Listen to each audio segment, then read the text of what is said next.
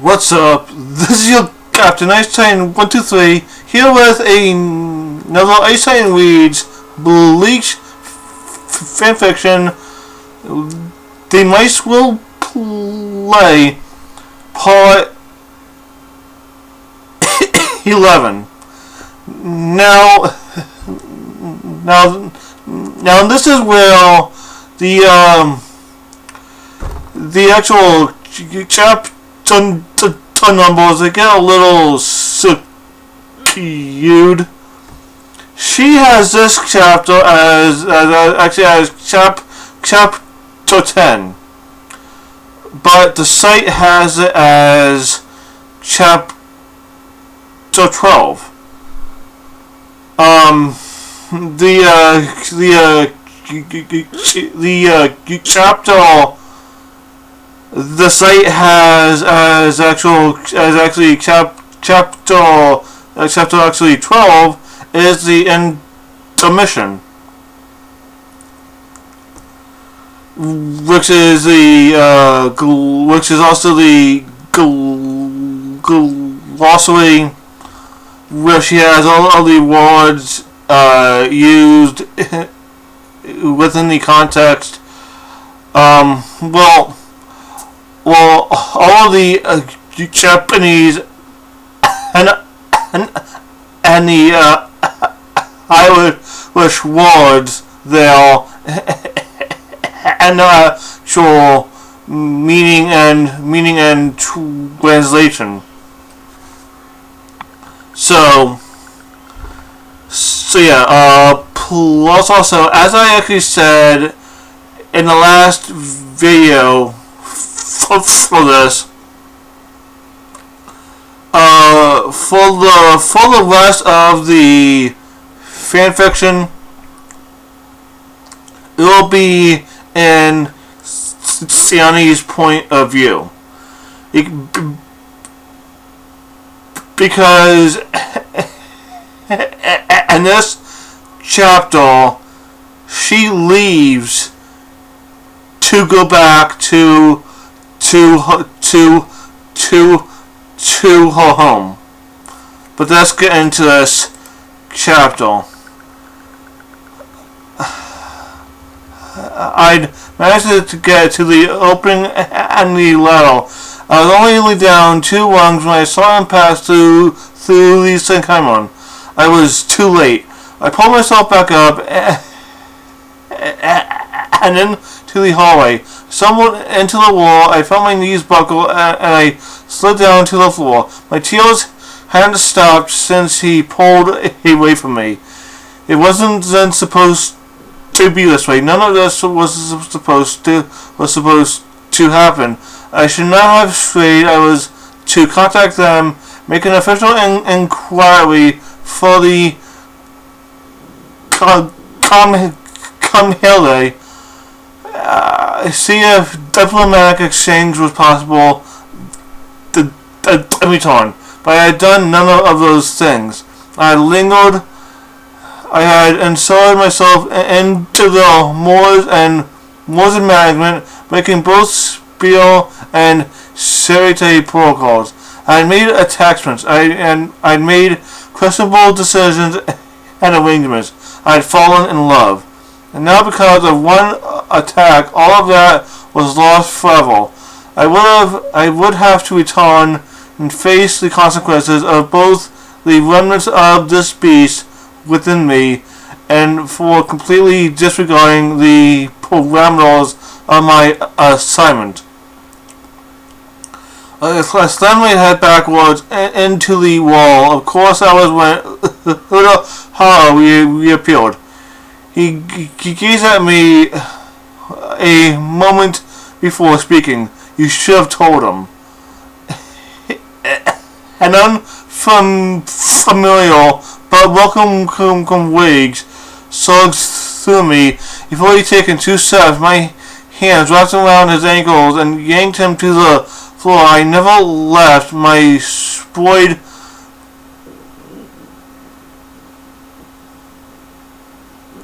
homework away from my bosom.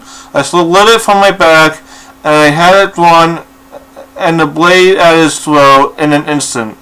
Like you should have when you gave him those drugs and risked both our lives, I demanded of him. His eyes darkened as he stood up at me, almost faster so than I could see. He rolled out from under me, and I felt a foot hit me in the ball of my back, causing me to tumble. I rolled, pulled out of it, and spun to face him again. Looking at him, I noticed I was only gazing at his thatch like hair. His hat lay on the floor where I felt him.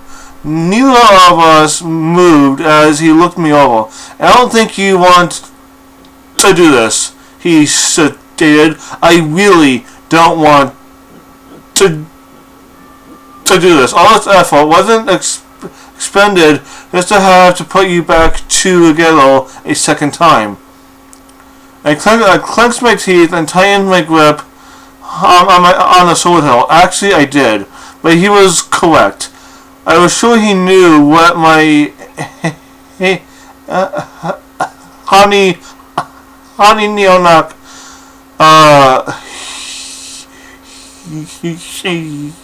Shigray could do, and was probably correct in his assumptions from our few conversations. I wanted to witness his Benihime active and test what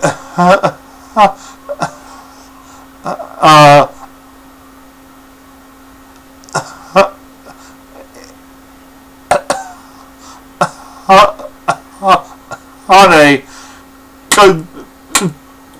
could do to end with her. I most likely did not want to face it in his hands in actual combat poem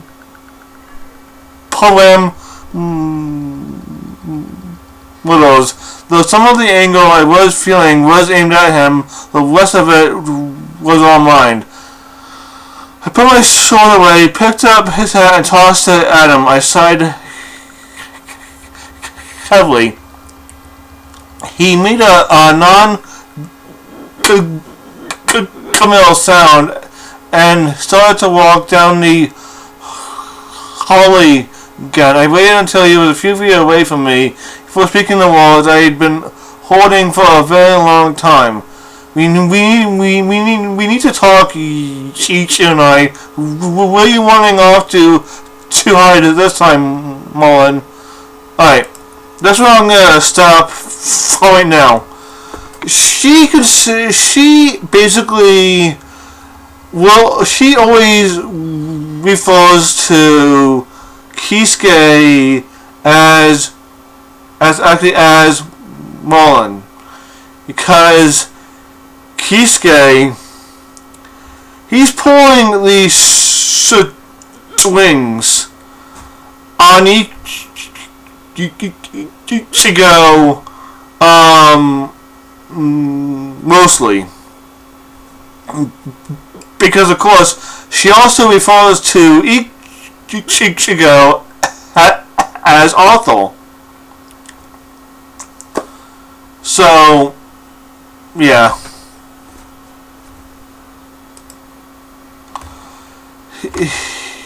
He took one more step and then stopped. He looked at me over his shoulder. He tilted his head, indicating he wanted me to follow. So I did. He had me sit at his dining table and wait. After a short while, he brought out a couple bottles of sake and some food.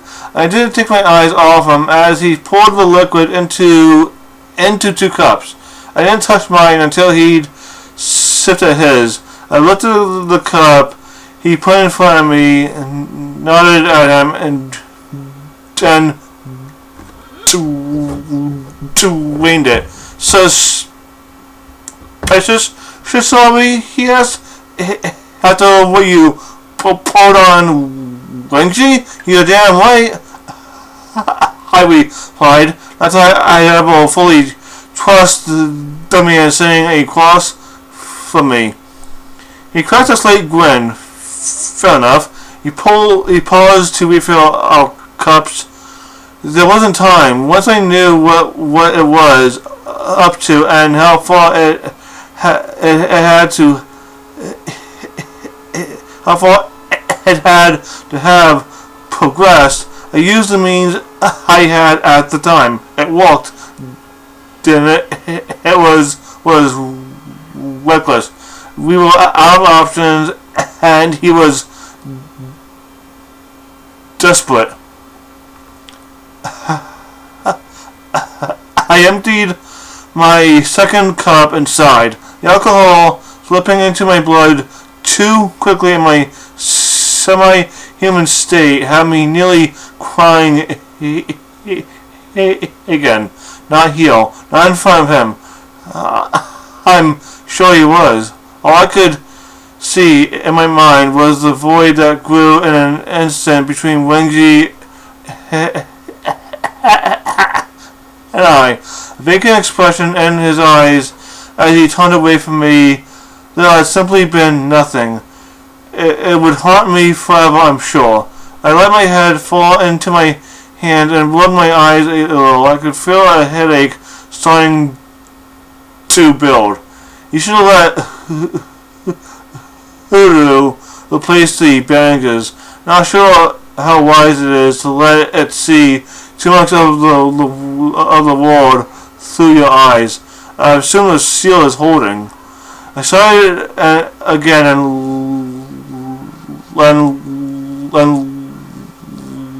looked at him. I'm not sure. Did you let me drag you to the floor and hold a blade at your throat? If not, do either of us think I could have dropped you like that fast? Point taken. I'll have to try something else then. You're not ready to travel, and it would consume you this time. I glared at him. I knew that. I was unsure when I'd told Lenji it was reforming, just at what rate that was happening. I'd become too emotional, and let my active attention on the seal slip. Tahayo White told me what could and most likely would happen if I did that.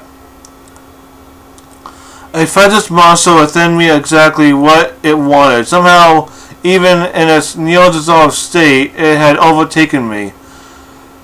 How else could I have had any impact on Kisuke Urahara in its own home, much less done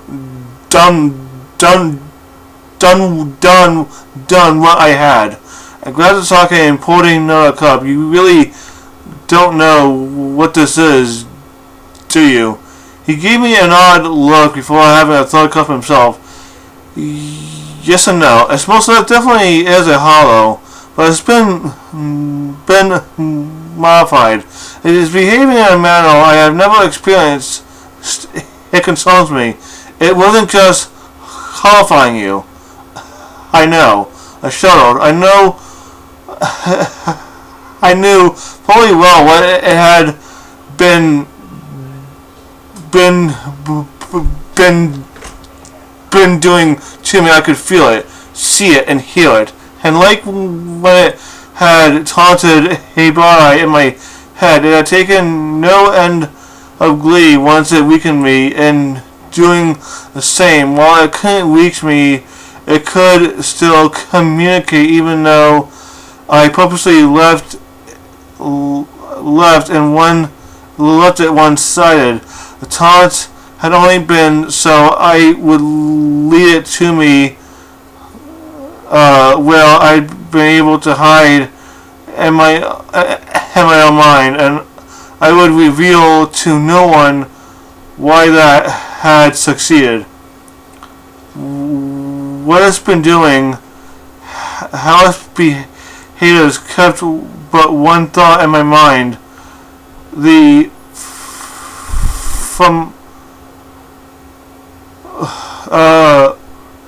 what you and y'all call hollows, especially the evolved ones, are so similar. Honestly, I still have tests running. One of the times I wish Konosuke and I could be collaborating. I laughed. He wouldn't cooperate. Shomiyori's only rival. He cocked an eyebrow at me. Miyori, huh? Not you too, yes. During my stay, I spent quite a bit of time in the Vision Tunnel. I got to know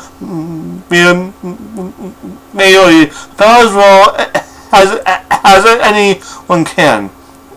Oh, really? Then maybe I don't need him. I laughed again. No way. Oh man, you messed with me and my brain quite enough. Thank you. Sorry, I still have to get back. Which, by the way, I have no idea how I'm supposed to accomplish. How do you plan to pull that off, Wizard? He looked at me again. When it's time, don't worry about it.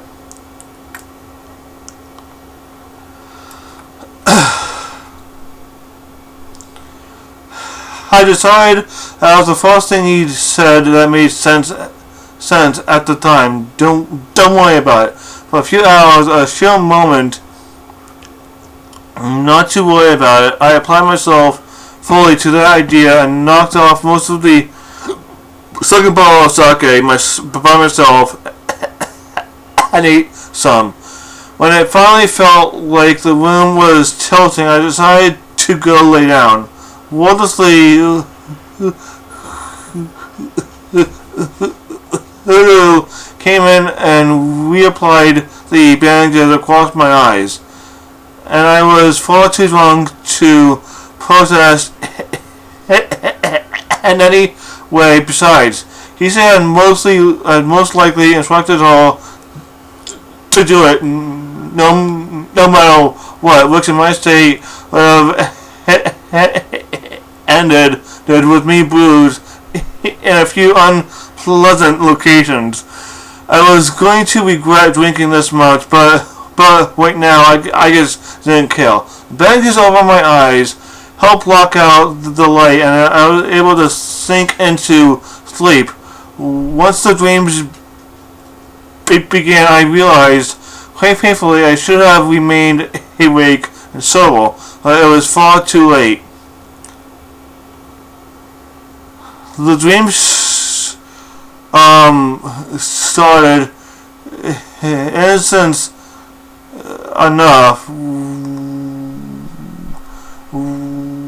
We reminiscences of the time in the Icetitan and then centered upon Wingsy. When focused upon a sultry night in my loft at the sanctuary, it was a night I'd not expected to him, and he had only one thing on his mind, and had he discarded his shaksha within seconds of cresting the steps, he had me out of mind seconds after that. His want had okay. Before I go on, this is definitely one of the more adult portions of the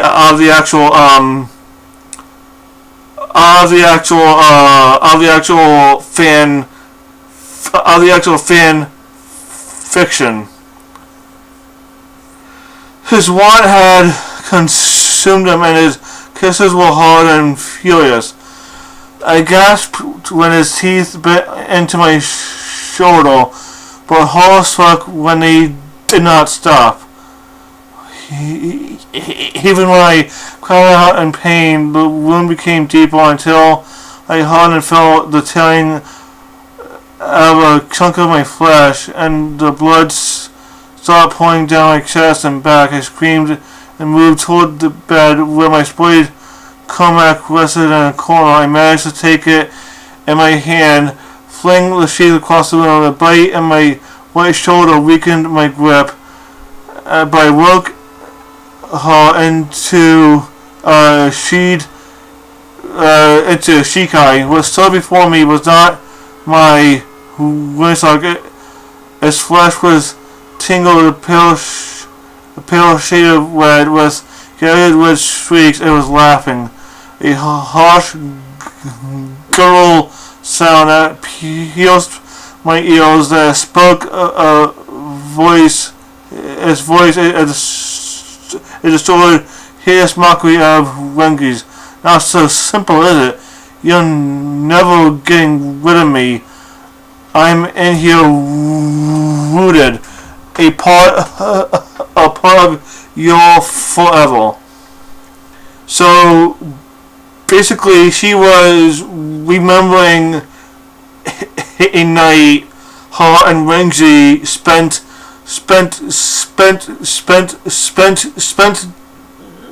together, but it was interrupted by the actual hollow.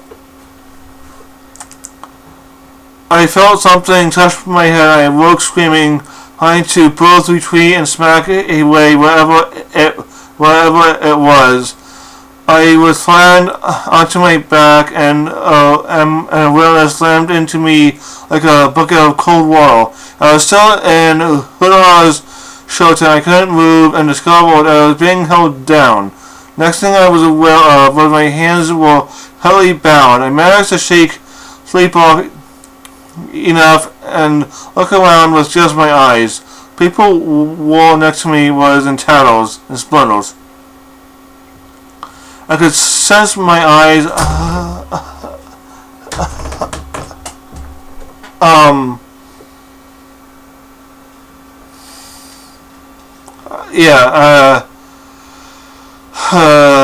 I could sense eyes on me, and I looked up.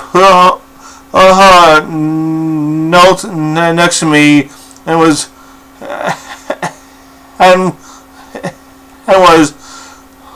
who was holding me down. There was a wound next to his left eye which was seeping blood down his face.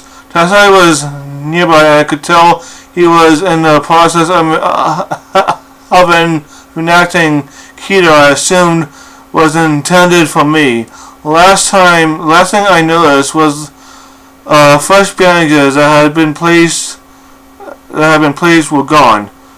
What the hell had I done in my sleep? Hisui looked at me for a very long time and turned over his shoulder. As I wait, he stared, then returned to gazing at my face. I met his gaze and held it, trying to read in his own what had happened. Sadly, it revealed nothing. I had to ask. The answer was rather unexpected. Seems you're back to yourself. Sorry for binding you, but I really couldn't let the rampage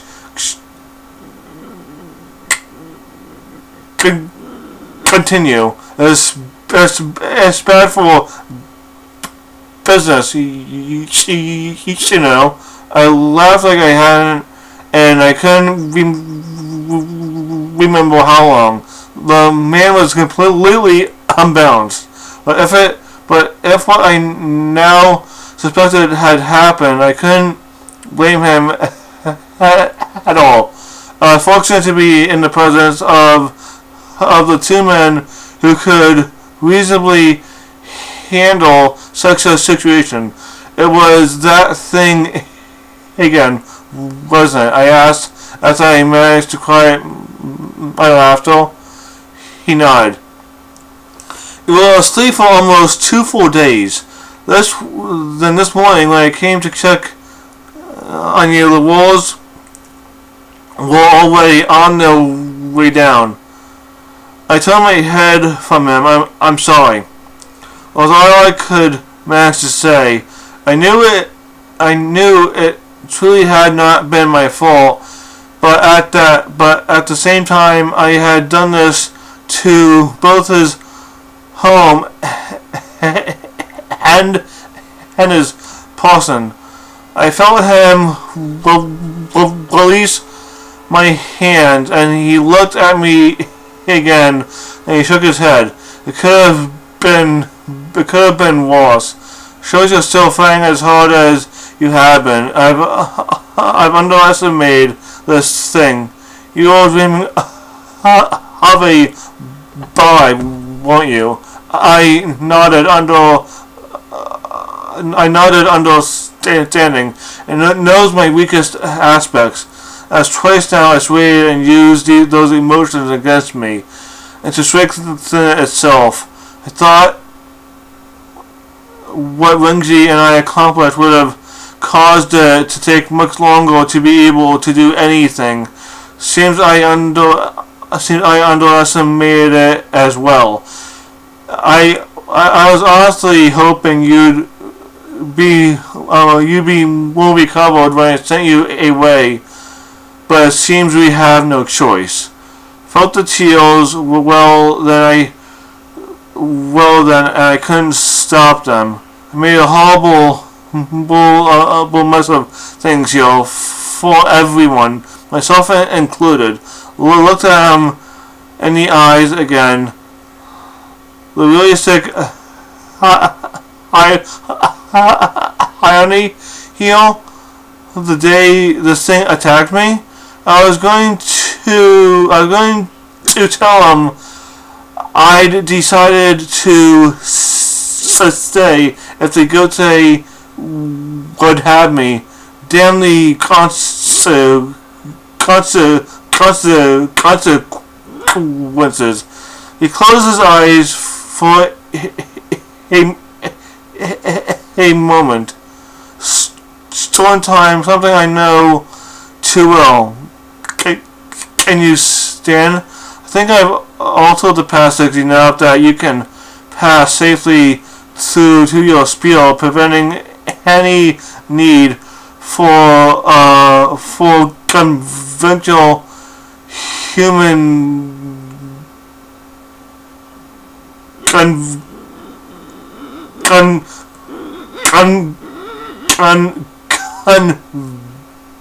conveyance. Okay. So basically, if the Hollow had not attacked Siani,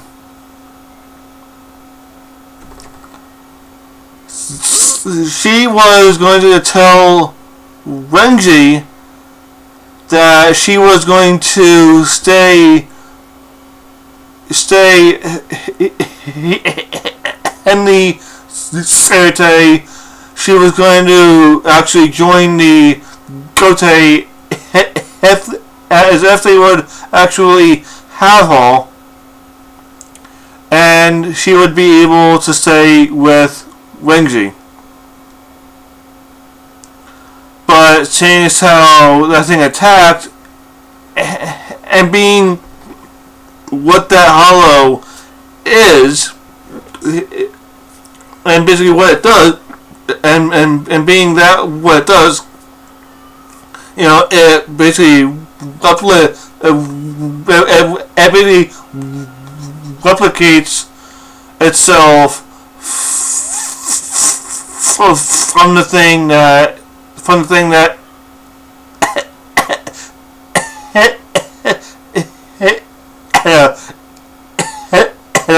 attacks. Now she has no choice. She can't stay in the actual Gote. She has to go back to her home. because that's the only way she's gonna get that thing out of her. He stood and offered a hand to me, which I took and allowed him to mostly pull me to my feet. When I was upright, he pulled me into his arms and hugged me tight, shook my head and pulled away from him. Not now. No comfort, no soothing. This had to be done. It wasn't going to be easy, and I had not lied to Wenji. When I reappeared in the spiel, I would be happy handed and held until the Hele met to hear my words and determine my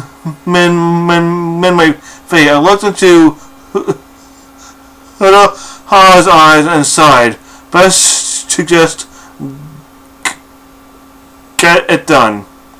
Okay, and basically the actual Hele, that is their version of Central 46. We went down into the cavern, and I stood in front of the gate as he set it in motion. Thank you for everything. I know you'll say I don't, but I owe you my life. He formed a sad sort of smile before replying. Wasn't just me. I prefer to think it was a team effort. I bounced him anyway, which he returned. I took and released a very deep breath as I stepped forward very slowly. I'll keep an eye on him. I heard her say as I passed into the spots. It's actually their word for the down guy, a space in between. I felt my knees shake as the chills came full force. I told no one goodbye, and that is the chapter. So this is so basically the next chapter we're finally gonna see Sonny's gonna step back into her home, the Sabio, and we're gonna meet a lot of new characters. New characters.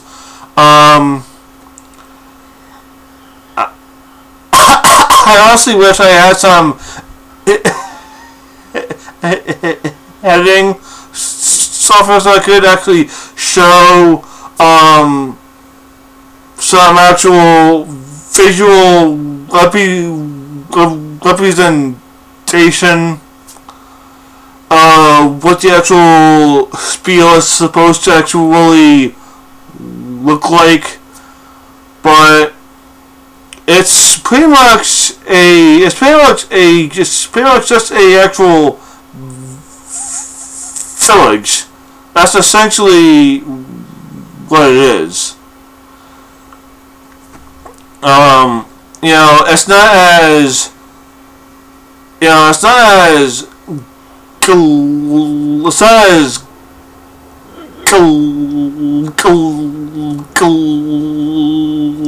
it's not supposed to be as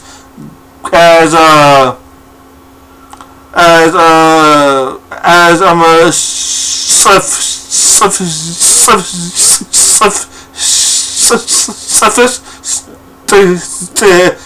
sophisticated as the actual cemetery is, but the actual key difference is it it is that the is basically within the Icetitan, you have the actual you have the Wukongai, then you have the Icetitan, and it is very obvious that the Icetitan is very much separated from the Wukongai. In the actual Spiel, there is no separation at all. None whatsoever. They are pretty much the same. It's pretty much one whole thing. The actual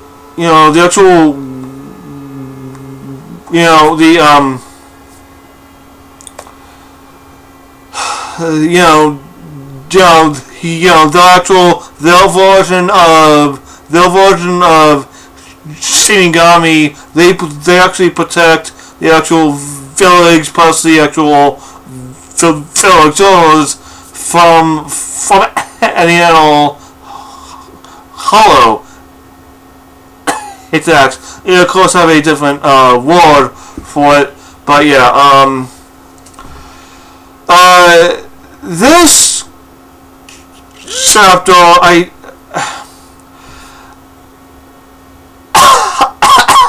I think it was this chapter. She actually wanted to. She wanted to make this chapter longer, but she had to cut it in half. So basically, what we just read was the first half, and basically next chapter will be the second half. I think this is what. Yeah, I think that this is the chapter, so that's why the pacing seems a tad bit off. But that is because she wanted to make this chapter extra long, but the site wouldn't allow it, so she had to cut it, and she had to cut it in half. I could be mistaken. It could be another actual chapter where she did that, but overall, I did love the interaction Siani had with Kisuke, and I think she's the only. She would be the only person to even dare do what she did, plus also say what she did right to Kisuke's face. But yeah,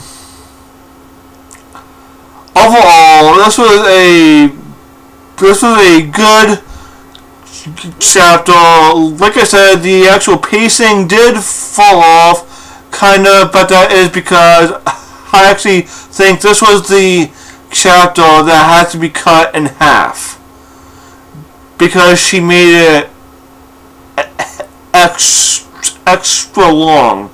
But the site, it obviously has some kind of limit to how many words can be in a single chapter. So yeah, but yeah, that's all that I have to say for this actual video. Be sure to like, comment, subscribe, share my channel with your friends. That's your captain, Icetitan 123, signing out.